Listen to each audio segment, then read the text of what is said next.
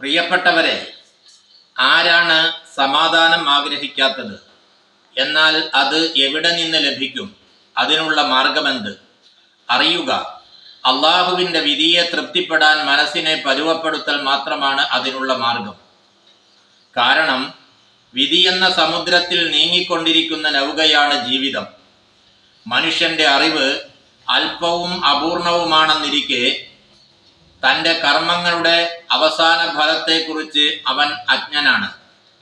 ആ അറിവ് അവൻ ഉണ്ടായിരുന്നെങ്കിൽ പരാജയം സംഭവിക്കുന്ന ഒരു പ്രവർത്തികളുമായി അവൻ ബന്ധപ്പെടുകയില്ലല്ലോ.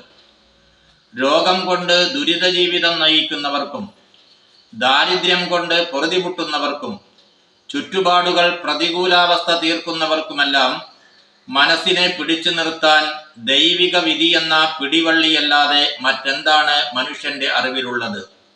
അള്ളാഹു പറയുന്നു, നബിയെ താങ്കൾ പറയുക, അള്ളാഹു തീരുമാനിച്ചതല്ലാതെ നമ്മുടെ ജീവിതത്തിൽ ഒന്നും സംഭവിക്കുന്നില്ല.